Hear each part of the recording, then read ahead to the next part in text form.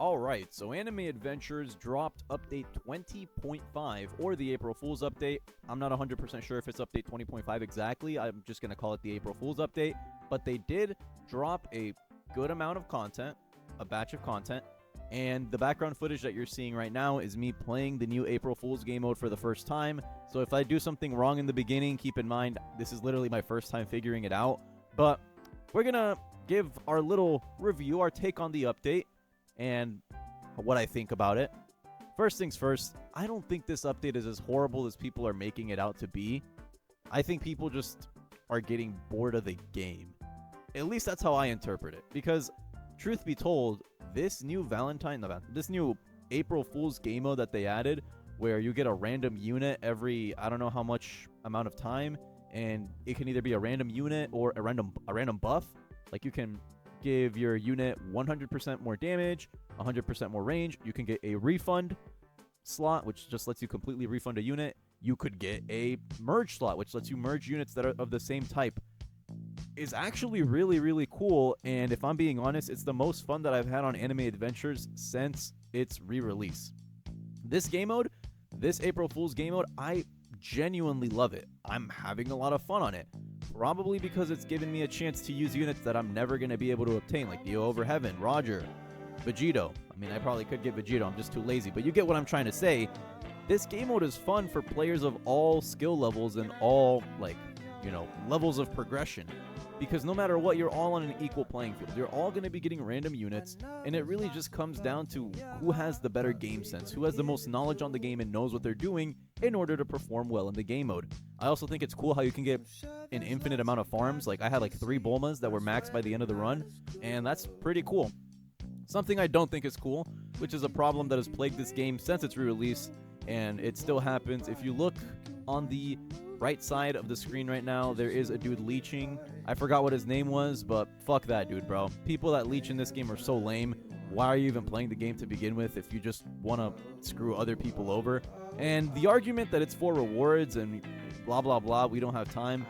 Like, bro, you can macro anything in this game. The people that leech just do it to be assholes. But that's whole other side tangent. We could make a whole separate video on that, but it's not what we're going to talk about. The April Fool's update. There was some good, there was some bad, but I'll start it off with a positive note. I really enjoyed this new game mode. I felt that it had a good amount of replayability. I wasn't bored 5 seconds into it. I like being able to try out the new units, being able to merge units.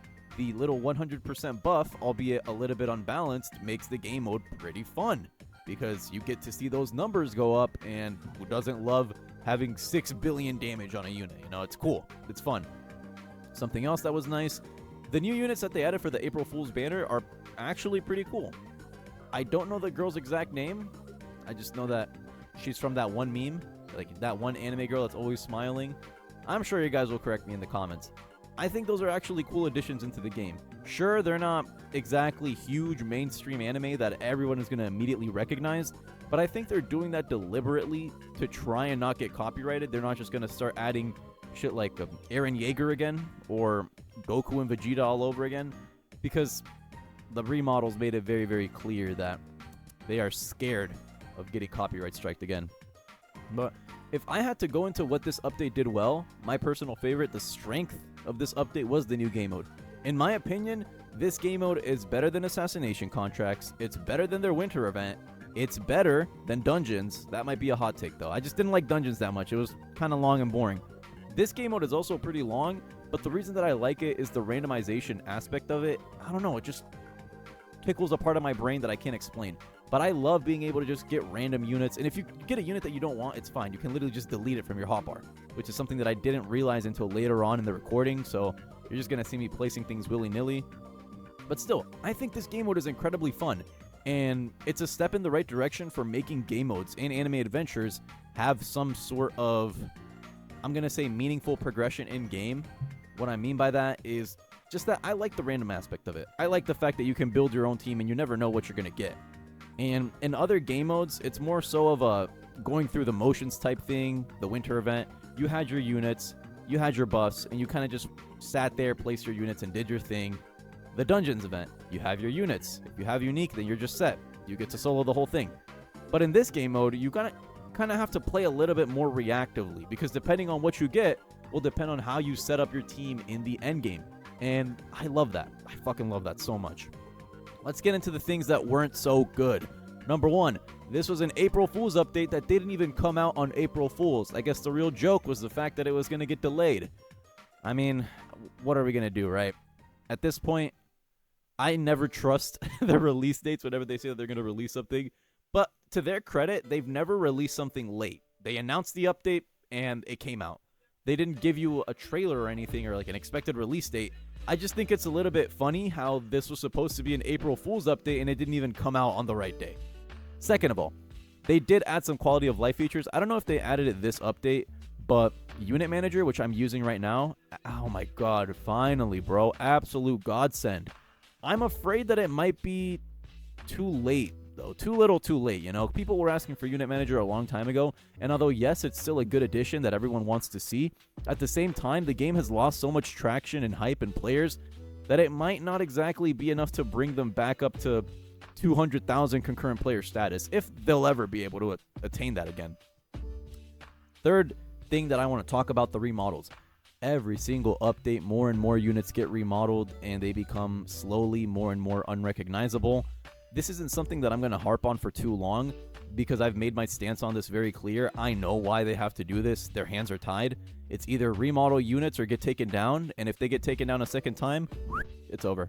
It is GG's, they are cooked, and all of the money that they made will probably go down the drain as well. So, you know, it's kind of just something that they have to deal with. But as players, I'm going to be honest with you, I don't really like seeing units that look like OCs. You know, I love Anime Defenders with all my heart. It was the game that I started playing, or the game that I started making videos on in this channel. But I'll be honest with you, the remodels killed that game. And the remodels in this game, although they look better than the ones in Anime Defenders, I'll say that much, just because because the ones in Anime Defenders, right, those were just completely unrecognizable. Some of them were just nigh unrecognizable. In this, if you really squint your eyes and try to look at it like the anime character that it's supposed to be, you might be able to recognize it. Some of the newer units don't have this problem at all. You can see I'm using Sakamoto right now. You can tell that's Sakamoto. But the older units, or every single unit that they remodel, looks weird. You know, Goku with blue hair without his signature hair color, the most recognizable part about him, looks kind of weird, you know. And there's more things that I could talk about. The new Pain remodel, you see me using him. He looks like a robot. That is not the Pain that I know. Or, I don't know. I know they remodeled a good chunk of units this update. I'm pretty sure Frieren was one of them. She looks weird now.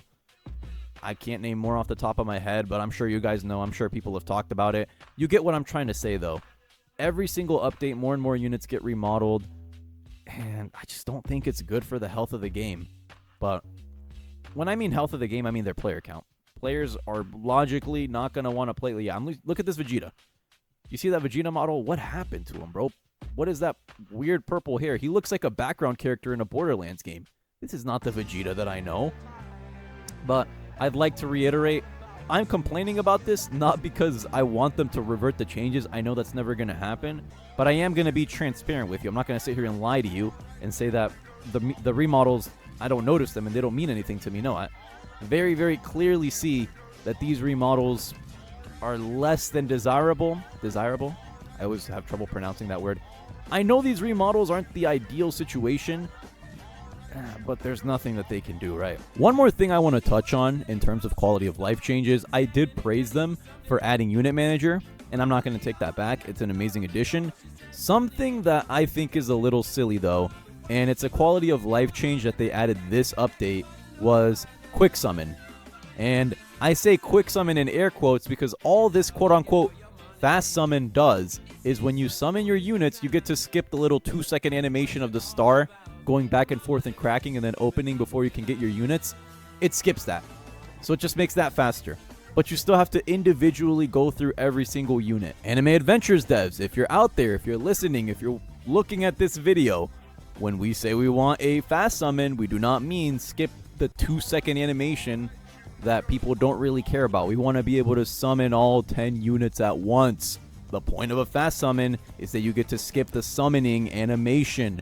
i.e. not having to click through every single unit in a 10 summon. Why would I care that it's going to skip the little 2-second or 1-second animation of the star opening? I'd argue that's the best part of summoning. That's the coolest bit. That's the satisfying part that everyone likes to see before you actually summon your units.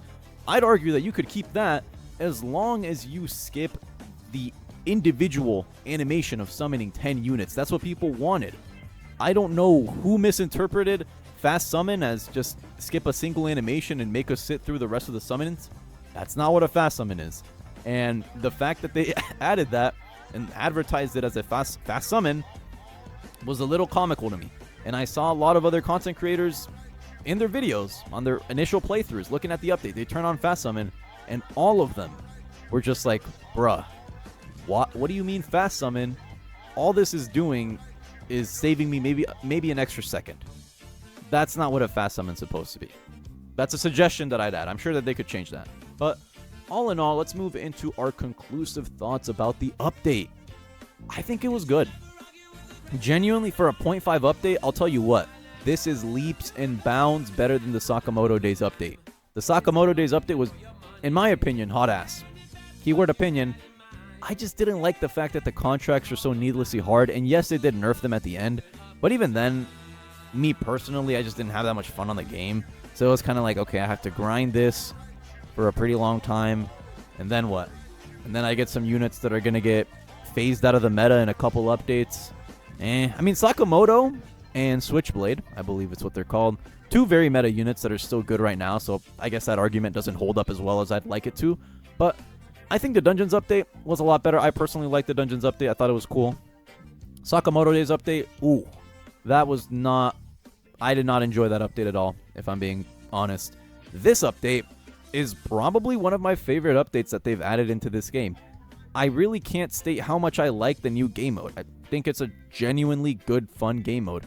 They also have made efforts to include passives into their units now, much like Anime Vanguards does, because, you know, you gotta get with the times, and I think this is a welcome addition. This is good. I'm never gonna be mad at them for trying to improve their game, but I will say some of the passives are extremely unbalanced. I don't know what the balance team is for Anime Adventures, but there might not be one at all. I was talking to some... fumbling my words here. There's this YouTuber called Valk the Professional, and I was talking to him about some of the new passives that they added into the game. And there's this one passive for this unit that just straight up gives you a 150% buff in any game mode at all times, as long as like you're doing magic damage. I forgot what the exact passive description was, but it was like enemies that this unit attacks are inflicted by 50% more magic damage, and this stacks up to 3 times. So you're basically getting like a damn near daily challenge buff for just having that unit in your team. And from a balance standpoint, that's pretty jarring. That's pretty bad. And I know people don't play this game for its immaculate balance, but it's just power creep, very, very fast, very big, fast power creep that you probably don't want in your game. That might be a personal nitpick though. Like I said, balancing isn't something that this game is known for anyway. People like Anime Adventures because, number one, the nostalgia, and number two, because it's an anime tower defense game. So it's sort of like, you know, balance, it's important, but it comes second to making your units look like anime characters. And unfortunately, that is also something that they're struggling with. So to end this video off, I really think Anime Adventures fell off. I'm going to say it as blatantly and as honestly as I can. I think this game fell off. I could be wrong. I could be proven wrong. Who knows? Maybe update 21 will absolutely blow my socks off, and it'll be the best content drop that we've ever seen on Roblox, and it'll revive this game and push it back up to number 1. But you know what I call that? I call that delusion. I don't think that's going to happen. I call that wishful thinking at best. I just don't think this game is what people want anymore.